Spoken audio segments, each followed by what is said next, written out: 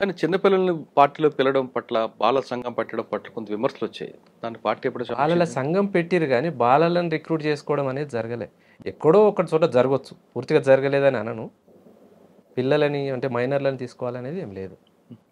సరే, మీరు ఉన్న 6 సంవత్సరాల్లో మీకు బాగా గుర్తున్న సంఘటనలు చెప్పండి. మీదెందుకో 1 కాదు, 2 కాదు, యాక్షన్ టీమ్ చాలా ఉన్నాయి. అవును. మన్ననూరు ఒకటుంది. ఫస్ట్ మన్ననూరు అవుట్ పోస్ట్ మీద అటాక్ ఎలా జరిగింది? మన్ననూరు అవుట్ పోస్ట్ దాడి అంటే, దక్షిణ తెలంగాణ మావోయిస్ట్ పార్టీ మొత్తం చేసిన దాడి అది. ఎందుకు మన్ననూరు ఎందుకు ఎంచుకున్నారు? అవుట్ పోస్టు అనంటే, మొత్తం ఆర్మీకి సంబంధించి అంటే వెపన్స్, మనకు అనుకూల ప్రాంతం, దాడి చేయడానికి అనుకూలంగా ఉంటది. అక్కడి నుంచి మనం రిట్రీట్ చేయడానికి కూడా అనుకూలంగా ఉంటది. హ్మ్. అట్లని చెప్పి మన్ననూరుని ఎంచుకున్నారు. స్టేట్ కమిటీ దాన్ని తీర్మానం చేసి, దీని మీద మనం చేయాలనే దాంతోటి దక్షిణ తెలంగాణ టీం అంతా 3 జిల్లాల వాళ్ళు చేసిన దాడి అది. అచ్చా. ఎలా చేశారండి? ఎన్ని రోజులు దీనికి రిహార్సల్ చేశారు? 3 జిల్లాల వాళ్ళు ఒక నెల పాటు ఫారెస్ట్‌లోనే ఉండి, ఎదడు కట్టెలతోటి స్టేషన్ నిర్మాణం చేసి, ఒక నెల మొత్తం రిహార్సల్ చేసినాం. ఎక్కడ ఏ టీము దాడి చేయాలి, ఏ టీము రిట్రీట్ కావాలి, ఎట్లా పోతే మనం ఉంటుంది, దీనికి దారులు ఎన్ని దారులను మనం బంద్ చేసి ఎట్లా రిట్రీట్ చేయాలని ఒక నెల పాటు రిహార్సల్ చేసి దాడికి వెళ్ళినాం. కానీ దాడి 3 టీములతోటి 70 మందిని దాడి చేసినాం. మీరు 70 మంది దాడి చేశారు. నెల రోజులు రిహార్సల్ వేసినా ఫెయిల్ అయింది కదా? అవును. ఎందువల్ల? అంటే ఫస్ట్ టీం అసాల్ట్ టీం ఏదైతుందో అసాల్ట్ టీం వెళ్ళినప్పుడు అవుట్ పోస్ట్ ఎదురుగా గోడ బ్లాస్ట్ చేయాలి. ఫ్రంట్ గేట్ మందు పాత్ర పెట్టి బ్లాస్ట్ చేసినప్పుడు ఏం జరుగుతుంది అంటే గోడ కూలిపోతుంది. కూలిపోగానే టీం అనేది వెళ్ళిపోవాలి, లోపలికి వెళ్ళిపోయి కొట్టేసి వెపన్స్ సీజ్ చేసుకోవాలి. ఆ టీం వెళ్ళిపోయినప్పుడు మిగతా టీంలు వెనక వైపు నుంచి రావాలి. కానీ బ్లాస్ట్ చేసినప్పుడు ఓపెన్లో బ్లాస్ట్ అయింది కాబట్టి గోడ పడిపోలే. గోడ పడిపోయినందుకు పైనుంచి ఫైరింగ్ ఎక్కువైంది. అట్లా కొంత వెనుక లోపలికి వెళ్ళిన తర్వాత ఎస్ఐ కనిపిస్తుంటారు మీకు. అవును. ఎస్ఐ ముందు ఒక ఆయన మాట్లాడుతుంటారు. ఆయన్ని కూడా చనిపోయారు. అసలు లోపలికి వెళ్ళలేదు. ఒక సివిలియన్ చనిపోతారు కదా? బయట నుంచే ఫైరింగ్ జరిగింది. మననూరు అవుట్ పోస్ట్ మీద ఉమ్. బయట నుంచే దాడి జరిగింది. 3 వైపుల నుంచి. ఉమ్. లోపలికి వెళ్ళలే. కానీ ఒక ఆయన చనిపోయాడు కదా అందులో. ఎస్ఐ పారిపోతారు, ఒక ఆయన సివిలియన్ చనిపోతాడు కదా. అది ఎంతసేపు జరుగుంటుంది ఫైర్ అది? 2 గంటలు 3 గంటలు జరిగింది. ఆ. 2-3 గంటలు అయింది ఫైర్. మళ్ళీ మీరు రిట్రీట్ అయ్యి ఎక్కడ కలుసుకున్నారు వీళ్ళందరూ? అందరం ఒకేసారి వెళ్ళిపోయినాం కదా. అయితే ఈ దాడి కంటే ముందు అచ్చంపేట నుంచి వచ్చిన రోడ్డు అది ఆపేసినాం. శ్రీశైలం నుంచి వచ్చిన రోడ్డు అక్కడ ఆపేసినాం. అమరాబాద్ పోలీస్ స్టేషన్కి ఒక టీం వెళ్ళిపోయింది. మళ్ళీ పోతే అచ్చంపేట పోలీస్ స్టేషన్కి ఒక టీం వెళ్ళిపోయింది. అంటే ఆ పోలీస్ స్టేషన్లో ఫోర్స్ కూడా ఈ మన్ననూరు దగ్గరికి రావద్దని చెప్పేసి మా మీదనే దాడి జరుగుతుందని వాళ్ళు అక్కడే ఆగిపోవాలి, ఈ టీం ఇక్కడ ఆగిపోవాలి, ఈ టీం ఇక్కడ ఆగిపోవాలి. అట్లా హైవేని కూడా దిగ్బంధం చేసి 70 మందితో దాడి చేసినాం. ఆ దాడిలో అశోక్ అనే కామ్రేడ్, ఇందాక నేను మా బాబాయ్ అని చెప్పి, తన అమరుడైన గొంతులో తూటపడ్డది తనకి. ఆయనకి లోపట సైన్యం అంటే ఆర్మీ శిక్షణ అనేది తక్కువ ఉంది. అంటే బయట సంఘాలలో పనిచేసిండు కానీ మిలిటరీ అనుభవం లేదు. ఆ దాడిలో ఉంటా అన్నాడు, సరే ఉంచినాం. ఇంకో కామ్రేడ్కి కాలుకు తూటపడ్డది, ఇంకో కామ్రేడ్కి తొడకు తూటపడ్డది. 2 గాయాలైనవి. అశోక్ అమరుడైండు. అట్లా రిట్రీట్ అయినాం. అంటే అశోక్ అనే వ్యక్తి కామ్రేడ్ చనిపోయారు అక్కడ. అశోక్ అనే కామ్రేడ్ చనిపోయాడు. స్వామికి తొడల తూటపడ్డది. ఇంకా ఆనంద్ అని ఇంకో కామ్రేడ్ ఉండే, తనకేమో పాదానికి తూటపడ్డది. ఎంతమంది పాల్గొన్నారు? 70 మందిలో ఎవరో ప్రధానంగా ఉన్నారండి అందులో? సాంబశివుడు కూడా ఉన్నారు. టీంకు మొత్తానికి సాంబశివుడు కమాండర్. డిప్యూటీగా రవి నల్గొండ జిల్లా సెక్రటరీ ఉండే. ఎవరు?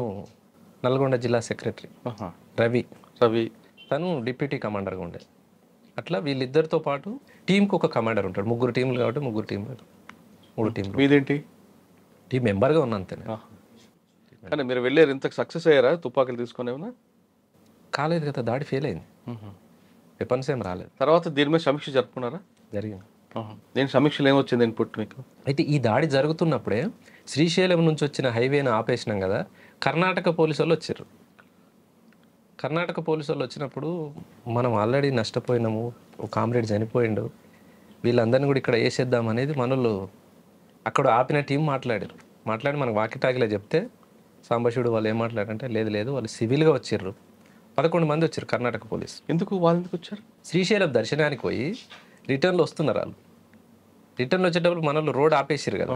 రోడ్ ఆపిన దగ్గర మేము పోలీసు, మీరు కూడా ఇక్కడ ఆపిరు అనేసి వాళ్ళు మాట్లాడితే మీరు పోలీసా అని చెప్పేసి మనోళ్ళు కట్టేసి వెనకకు ఆపిరాలు.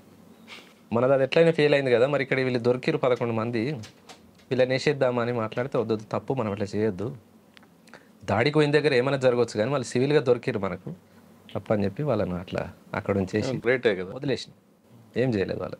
అంటే ఆయన గొప్పతనం అనుకోవాలా లేదా పార్టీ నిర్ణయం అది? పార్టీ నిర్ణయం ఒకటి ఉంటుంది, అప్పటికప్పుడు నిర్ణయాలు తీసుకునే దాంట్లో కూడా నాయకత్వ గొప్పతనం కూడా ఉంటుంది కొన్ని విషయాలలో. అచ్చా.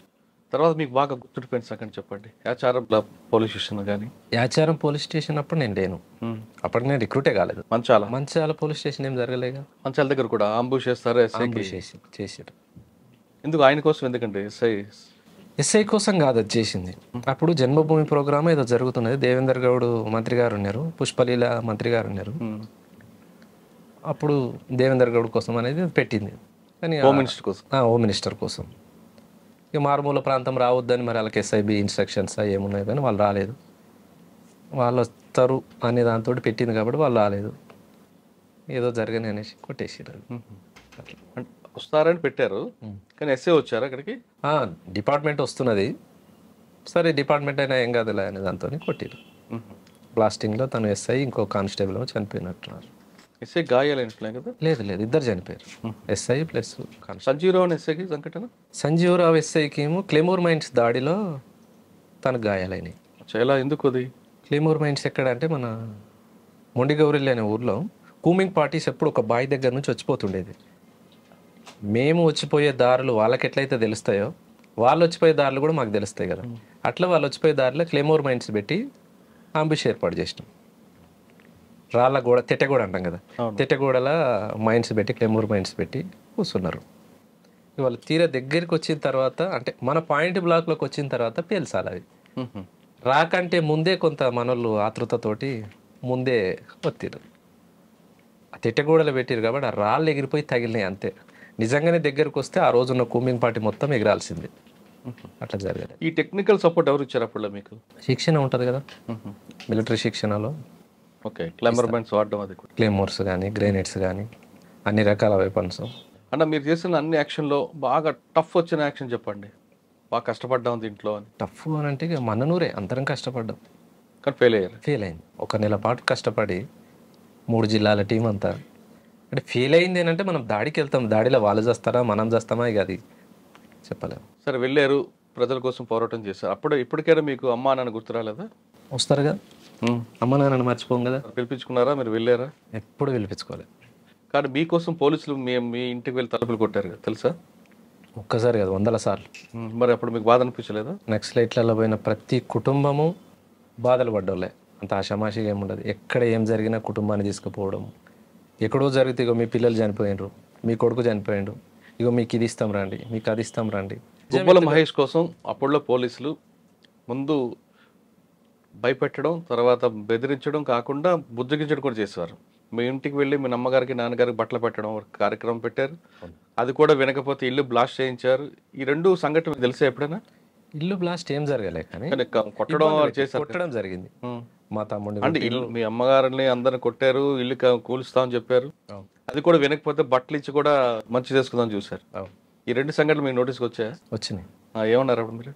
వచ్చినాయి అంటే రాష్ట్ర వ్యాప్తంగా అన్ని కుటుంబాల మీద ఎట్లయితే దాడులు జరుగుతున్నాయో అందులో భాగంగా మా కుటుంబం మీద దాడి జరిగింది. కానీ బట్టలు ఇచ్చి బుజ్జగించుకున్న కార్యక్రమానికి మీరు దానికి సమర్థిస్తారా, వ్యతిరేకిస్తారా?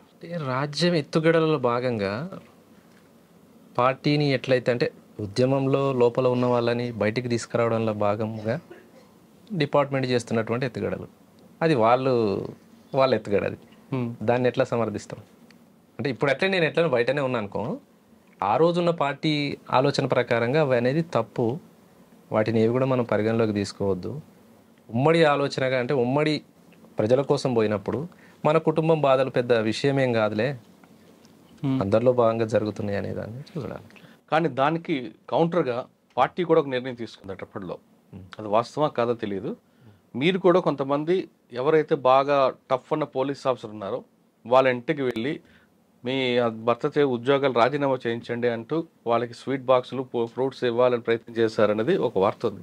అది వాస్తవం? మా దగ్గర అయితే జరగలేదు, ఉంటే జరిగి ఉందేమో మిగతా జిల్లాలలో, కానీ నల్గొండ జిల్లా కమిటీ పరిధిలో మాత్రం అదేం జరగలేదు. మిగతాది జరిగి ఉండొచ్చు. ఇప్పుడు బాగా వార్త వచ్చింది, నక్సలైట్ కూడా పోలీస్ ఇంటికి వెళ్ళి వాళ్ళని కూడా మీరు ఎలాగైతే ఎత్తు కూడా వేస్తారు వాళ్ళు కూడా అదే ఎత్తు కూడా. అయితే పొలిటికల్గా లీడర్స్ ఎవరెవరైతే ఉన్నారో వాళ్ళ కుటుంబాలకి ఇవి అయితే చెప్పినాం, కానీ పోలీస్ ఆఫీసర్లకు చెప్పింది అయితే లేదు. మ్మ్. మీరు క్రియాశీల రాజకీయాలకు దూరంగా ఉండండి, మీరు చేయడం మూలంగానే ప్రజలకి ఇబ్బందులు ఎదురవుతున్నాయి.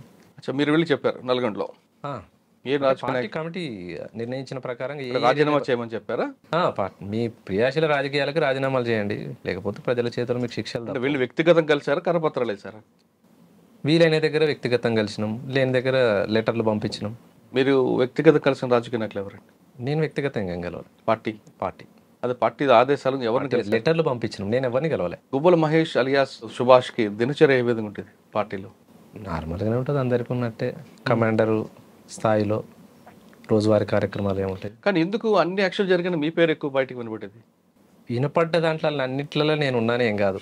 కాకపోతే డిపార్ట్మెంట్కి ఒక లైన్ ఉంటుంది వాళ్ళకి. రాచకొండ దళంలో ఒక 10 మంది ఉన్నారు అనుకో, 10 మందిలో ఎవరు చేయగలుగుతారు, ఫలానా ఫలానా ఫలానా. వాళ్ళకు కూడా సమాచారం వాళ్ళకు ఉంటుంది, దాంట్లో ఆ పర్సన్ లేకపోయినా వాళ్ళ పేరు వస్తుంది. అన్నిట్లలో నేను ఉన్నాను ఏం చెప్పాను. మ్మ్. పార్టీ నిర్ణయానుసారం జరిగేవి జరుగుతాయి. ఇక్కడ చోటప్పల్ దగ్గర రిలయన్స్ పెట్రోల్ పంప్ అయితే దాంట్లో ఉన్నాం. రాచకొండ దళం అంతా ఉన్నది. ఎవరి కోసం అక్కడ మీరు మాటేశారు? సిఐ సలీం పాషా ఉండే అప్పుడు, చౌటప్పల్ సిఐ సలీం పాషా వస్తాడు. అంతకు ఒక 15-20 రోజుల ముందు రిలయన్స్ పంపులో డబ్బులు ఎత్తుకపోయారు. అవును. నక్సలైట్ల పేరు చెప్పి, పార్టీ పేరు చెప్పి ఎత్తుకపోయారు. అప్పటి నుంచి రెగ్యులర్గా వస్తున్నాడు తను. అంటే ఏదో ఒక టైంలో సిఐ గారు వచ్చి దాన్ని విజిట్ చేసి వెళ్ళిపోతున్నాడు అనేది మనకు సమాచారం. సరే సిఐ వస్తున్నాడు కదా అనేసి మేము రెక్కి చేసినాం, టీం అంతా వచ్చినాం. పెట్రోలింగ్ వెహికల్ రాగానే మేము అటాక్ చేసినాం రోడ్ దాటి. పక్కన గుట్టలు ఉంటాయి. అవును, ఆ గుట్టకే ఉండి రోడ్ దాటి. ఇప్పుడు విజయవాడ హైవే ఉంది కదా, అవును. పెట్రోలింగ్ వెహికల్ వచ్చింది, మేము చూస్తానే ఉన్నాం. అంతకు ఒక 1/2 అవర్ ముందు అక్కడే ఉన్నాం, ఉండి చెట్లలో మాటేసి కూర్చొని. వెహికల్ ఎంతమంది ఉన్నారు అప్పుడు? 12 మంది ఉన్నాం. 12 మంది ఉండి దాడి చేసినాం, కానీ సలీం పాషా గారు రాలేదు. ఏం జరిగింది ఆ ఘటనలో? దాడి ఎప్పుడైతే ఎంటర్ అయినామో, ఎంటర్ అవడంతోనే మేము ఫైరింగ్ ఓపెన్ చేసినాం. మొత్తం అయిపోయిన తర్వాత తెలిసింది సలీం పాషా లేడు అనేది. అయ్యో. అంటే వ్యక్తిగా మేము మా ముఖాలు తెలిసి ఉండవు కదా. అందులో ఎంతమంది చనిపోయారు? 4 అనుకుంటా, 4 పోలీసు వాళ్ళు. అక్కడ రిట్రీట్ అయిన తర్వాత ఏ విధంగా వెళ్ళారు బయటకు మీరు? రోడ్డు దాటినామంటే ఫారెస్టే కదా, ఇక అవును, గుట్టాలు కదా, పుట్టనే కదా, నడుచుకుంటూ వెళ్ళిపోతాం. ఎంత దూరమైనా నడుచుకుంటూ వెళ్ళాల్సిందే. కాబట్టి మిగతా అడవికి రాచకొండ దళానికి ఒక తేడా ఉంది. Terrain problem. గుట్టలే తప్ప పెద్దగా ఫారెస్ట్ కనిపించదు. అవును, గుట్టలే. కానీ ఈ గుట్టల్లో యాక్షన్ చేసి తప్పించుకోవడం అనేది కొంచెం కష్టం పనే కదా. కష్టమే. అటువంటి కష్టాలను ఎదుర్కొన్నారా ఎక్కడైనా ఒక దగ్గర? ప్రతిరోజు ఉండేటివి అవి. ఒక గుట్ట ఎక్కి ఇంకో గుట్ట దిగాల్సిందే. అంటే నల్లమల్ల అడవిలాగా కంటిన్యూషన్ ఫారెస్ట్ కాదు. ఒక ఊరుకు పోవాలన్నా మళ్ళీ ఇంకో గుట్ట దిగాల్సిందే. అటు ఇంకోటి ఆ గుట్టలలో కూడా కనిపిస్తాం కదా, చెట్లు ఉండవు కదా. ఉంటాయి, లైట్గా మామూలుగా చెట్లు ఉంటాయి, గుండ్లు ఉంటాయి. ఏదో అనువైన ప్రాంతం చూసుకొని ఉండవలసిందే. కానీ అంత ఇబ్బందులతో కూడుకున్నదే. ఇంకేం చేశారు మీరు యాక్షన్లో? బస్సులు దాడి చేయి.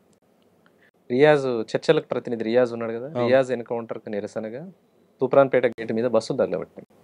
ఒక 4 బస్సులు, 4-5 అనుకుంటా. ఆర్టీసీ బస్సులు దగ్ధం చేయడం వెనుక ప్రజల ఆస్తే కదా అది. మరి ప్రజల ఆశను దగ్ధం చేస్తే మీరు ఎవరికి నష్టం చేస్తున్నట్లు? ఒక రకంగా ప్రజలకే నష్టం అది. కానీ మీరు చేసే పని వల్ల ఆ ప్రాంతంలో ఆ రోజులు ఉన్న పరిస్థితి ప్రకారంగా ప్రజలకే నష్టం. కానీ మేము చేసే పని కూడా ప్రజల కోసమే కదా అని ఆలోచన. కరెక్ట్, ప్రజల కోసమే. కానీ ప్రజల ఆస్తిని దగ్ధం చేయడం కాకుండా మీరు బస్సులు దగ్ధం చేయడం వల్ల ఆ గ్రామాలకు బస్సులు వచ్చేవి కావు. మారుమూల గ్రామాలకు వచ్చే బస్సులు ఎక్కడ కూడా తగలబెట్టలే. హైవే మీద సూపర్ ఎక్స్ప్రెస్ లైవ్ పోతాయి కదా, అవి మేము తగలబెట్టి. మారుమూల గ్రామాలకు పోయే బస్సులు నైట్ ఆర్డర్లు చాలా బస్సులు వస్తాయి. కానీ మీరు చేస్తుంటే వాళ్ళకి పనిష్మెంట్ కావాలి అని డిపార్ట్మెంట్ అప్పుడు ప్రజలను ఇబ్బంది పెట్టింది వాస్తవం. కొన్ని గ్రామాలకు బస్సులు బంద్ చేసింది వాస్తవం. గవర్నమెంట్ ఇబ్బందులు అయినాయి. మీరు ఇంకా చేసిన యాక్షన్ ఏమన్నా అక్కడ? ఈ ఇన్ఫార్మర్ పేర్లతోని చాలా మందిని జరిగినాయి అనుకో గ్రామాలలో. ఇటు రాచకొండ, రంగారెడ్డి గ్రామాలు జరిగినాయి. కింద నల్గొండ, నారాయణపూర్ సంబంధించిన. రంగారెడ్డిలో ఎక్కడ చేశారు మీరు యాక్షన్? రంగారెడ్డిలో 3-4 పెద్దగా ఏమి లేవు. పొద్దున్న యాక్షన్ చేసి సాయంత్రం ఎక్కడ ఉండేవారు? ఫారెస్టే. అంటే కూతవేడి దూరం రాచకొండ అడవి కదా, ఫారెస్టే. యాక్షన్ అయిన తర్వాత దానికి కౌంటర్గా పోలీసు కూడా చేస్తారు. అందులో భాగంగా మీకు కానీ మీ కుటుంబ సభ్యులు కానీ లేదా సానుభూతి పరులు కానీ ఖచ్చితంగా ఒక యాక్షన్ జరిగేది. ఆ ఆలోచన ఎప్పుడైనా వచ్చిందా? ఖచ్చితంగా వాళ్ళ యాక్షన్ అనేది ఉంటుంది కదా గవర్నమెంట్ది. అరెస్టులు, జైళ్ళు, దెబ్బలు, రకరకాలు జరిగింది. అంటే మీరు చేసిన యాక్షన్కి పోలీస్ చేసిన రియాక్షన్ ఏమో గుర్తు చెప్పండి. ఒకటి 24 గంటల్లో ఒకటి జరిగేది. అయితే ఇప్పుడు బియ్యం పంపిణీ జరిగింది కదా మొండిగౌరెల్లి దగ్గర, తెల్లారే డిపార్ట్మెంట్ వచ్చి అందరిని వేసుకుపోయారు. చెర్లపల్లి జైలుకు పట్టించారు. రకరకాల ఇబ్బంది, ఎన్ని కుటుంబాలు ఇబ్బంది పడాలని అన్ని కుటుంబాలు ఇబ్బంది పడ్డాయి. అక్కడ చేసిన సంఘటన రాష్ట్ర వ్యాప్తంగా పార్టీ అమలు చేస్తే కొంతలో మార్పు ఉండేది. ఎట్లా అంటే ఎవరైతే బియ్యం పంపిణీలకు పాల్గొన్న సభ్యులు ఎవరైతే ఉన్నారో, అంటే ఆ రోజు ఉన్న గ్రామస్తులు కావచ్చు, ఇబ్బందులు పడ్డ వాళ్ళందరినీ కూడా ఖర్చులు పెట్టి, ఎవరైతే లీడర్ ఆ రోజు ఆ గ్రామాలకు సంబంధించిన పెత్తందారులు ఉన్నారో వాళ్ళ ద్వారా ఖర్చులు పెట్టించి, జైలు ఖర్చులు, కోర్టు ఖర్చులు భరించి వాళ్ళ రిలీజ్ చేయించినాం. మీరా? అంటే ఆ రోజు రాచకొండ సంబంధించి పార్టీ తీర్మానం అది.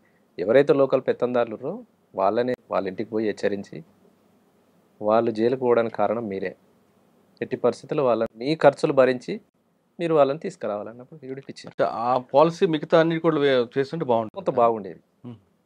ఎక్కడ సంఘటన జరిగినా మీరు అన్నట్టు ఉమ్. పోలీసు నుంచి ఇబ్బందులు అయ్యేది, జైళ్ళు, కోర్టులు, రకరకాల ఇబ్బందులు. అంత పేద కుటుంబాలలో పని చేసుకుంటేనే కుటుంబాలు గడిచేటివి. అట్లా రాష్ట్ర వ్యాప్తంగా జరగలేదు కొంత. కానీ అప్పట్లో మీరు చేసే కార్యక్రమం మీకు సపోర్ట్ ఇస్తే ఒకవైపు ఉమ్. పోలీసుల నుంచి, ఆ. ఒకవేళ ఇవ్వకపోతే మీ వైపు, ఈ రెండు మీ ఇద్దరి మధ్యన చాలా మంది పేదవాళ్ళ గ్రామీణ ప్రాంత వాళ్ళు నలిగిపోయారు. గుర్తుందా మీకు? నలిగిపోవడం అనేది పార్టీ ఎవరిని కూడా ఇబ్బంది పెట్టదు. బయట మీడియా వాడే పదం పదం కావచ్చు, ఇప్పుడు మీరు అన్నది పోలీసు ప్రచారం చేస్తున్న పదం కావచ్చు, కానీ ప్రస్తుతానికి నేను ఉదాహరణకు మీ దగ్గరకు వస్తాను, మీరు సహకరిస్తే అంటేనే మీ దగ్గరకు వస్తాను తప్పితే బలవంతంగా ఎవరిని కూడా చేయదు పార్టీ. అట్లా ఇబ్బంది పెట్టదు. ఉమ్.